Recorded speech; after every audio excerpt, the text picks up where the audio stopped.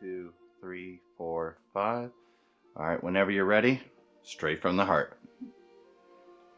Hi, everyone. It is so good to report that this is my last GoFundMe post for this campaign. I've reached my goal, but most importantly, I've reached a spot in my cancer journey where I'm right where I need to be. And if it weren't for all of you donating to this, reading my story, reaching out to me, all of the above, I honestly do not know where I'd be. And I feel like I really couldn't focus on where I was mentally and physically last year because there was so much drama going on behind the scenes. As most of you know, my dad was not present for my first cancer. He has mental health problems, he's an alcoholic, and year by year, long before I was first diagnosed in 2016, he just kept getting worse. And this time around, he was there in the beginning, but very, very soon into it, not like 3 months in, shortly after my niece was born, at the end of March, that he fell off the wagon, and he fell off the wagon hard. And he ceased to be a part of my cancer journey at that point. Around that time, my mother told me, we can't support you financially. And it was a difficult time for that because I had only just signed up for Social Security disability. It took me a long time to wrap my head around. My medication wasn't working. I was sick that I had to make that decision, and I had to make a lot of other tough decisions, but more than anything, I needed support. And I thought I would get it from at least my mother, who was there in 2016 and has been present. But when she told me she could no longer financially support me, she halted me and said, I don't want you setting up a GoFundMe. And I was like, why? And she wouldn't give me a reason why. And I know the reason why was the same reason what I did with my last GoFundMe. She didn't want people to know that she wasn't helping me because it meant that she had to explain herself. I was struggling financially. My mom and my dad left the house abandoned to go be with my sister to go take care of her child, but despite the fact that they left their house, they wanted me to leave their house. And they were going to let me get out of the house at the end of the year. However, my dad hit a really hard, rocky roads in his sobriety. He he screwed things up royally, and he scared a lot of people. And I felt very scared, to the point I felt like I needed to be out of that house. And I had nowhere to live. I was homeless. And John, who, was my partner at the time, he was there for me. He never once faltered or made me feel like I needed to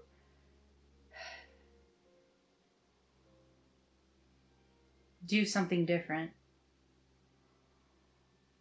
He never ever asked anything of me. He never ever had anything, conditions or anything.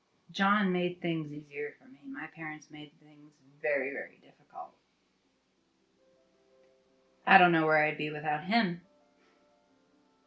When I didn't have money to my name because my parents cut me off from everything, he was financially holding me and also bringing me into his home. It was not long after that that this whole GoFundMe was set up. It was set up by my very dear friend, Lauren Coker, who knew what I was going through. She's been there since the beginning. She sees the ins and outs. She knows the very rocky relationship that I have with my family.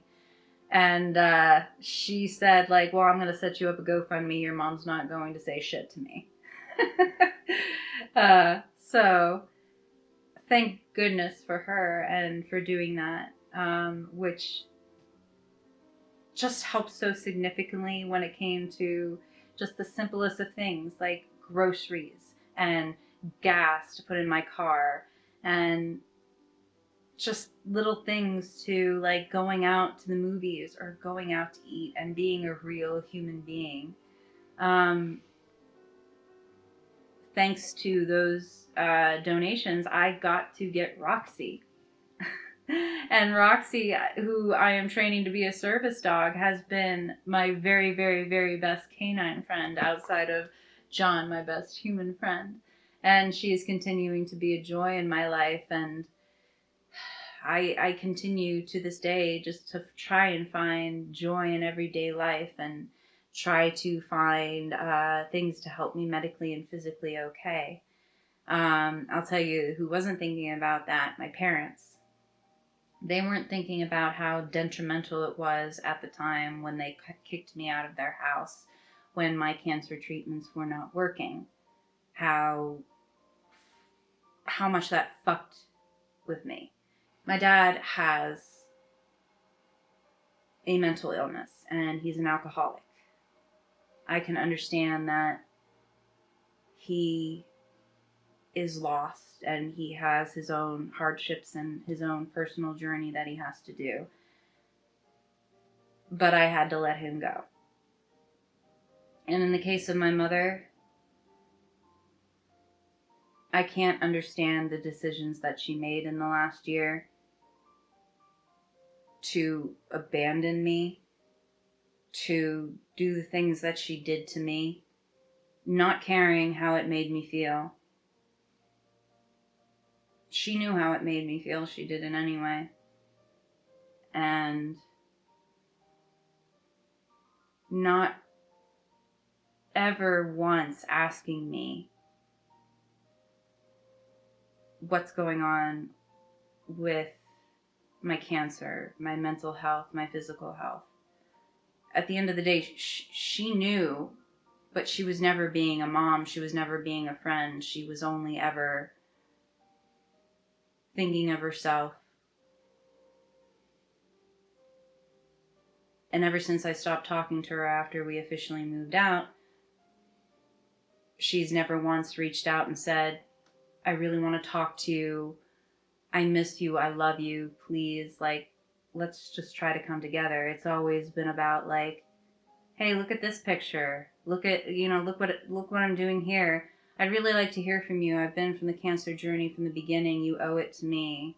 I don't care that you abandoned your husband and you abandoned me and you abandoned your own dog, Sally, because you're no longer in my life. You broke my heart. I gave you every opportunity to get to know me in the past. And I was always close to you, Mom.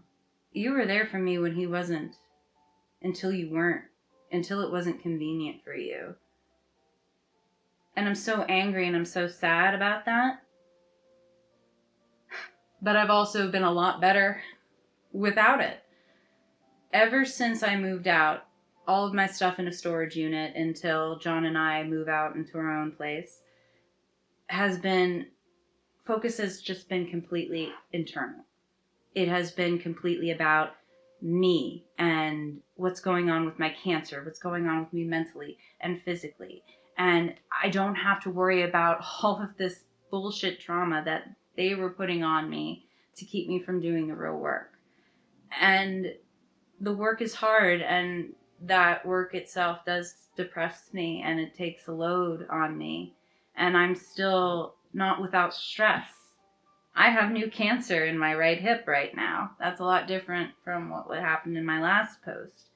But I'm dealing with it, and I'm focusing on everything that I'm doing with my doctors and my therapists and my nurses and all of the other support groups and friends that I have. I'm reaching out to you. I'm with you. And the only reason I'm out there and that I'm vocal and that I'm, as strong as I am now is because of the help that everyone has given me here.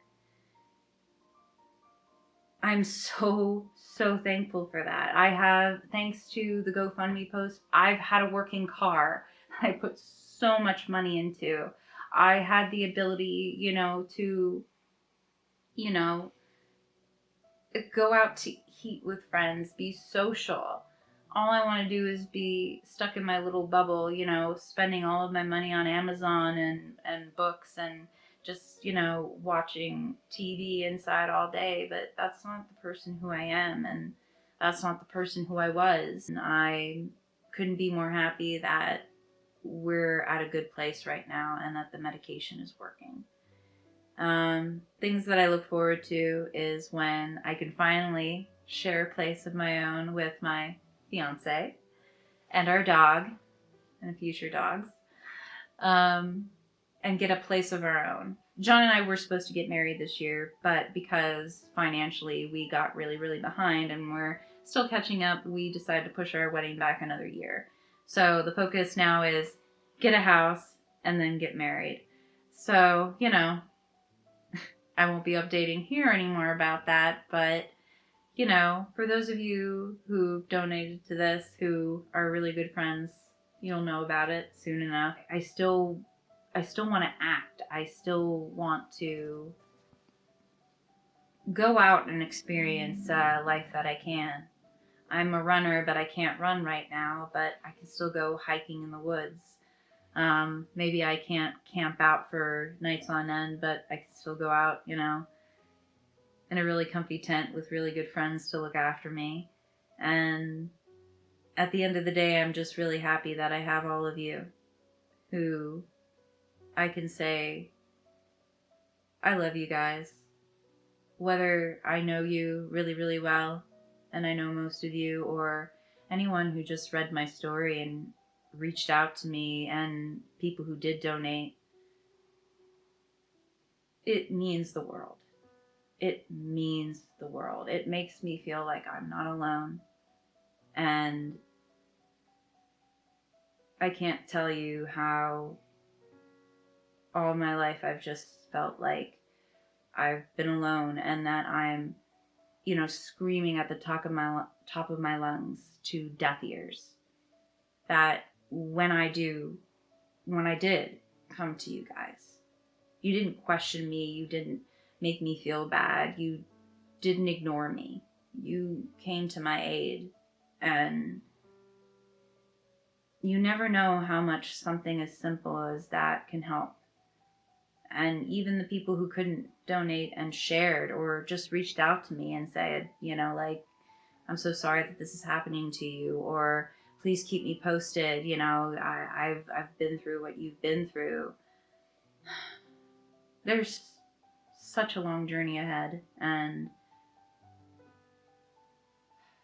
but as difficult as this past year has been, to have you guys to remind me that I'm not alone. I do have a support network. I have help. I have people who love me. I have people who care. I have people.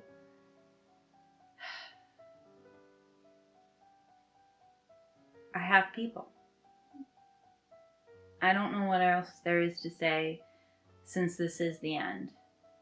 I hope I have said everything. And if there's one thing I want to end on other than thank you, is that I love you. We love you. You're real family. We love you.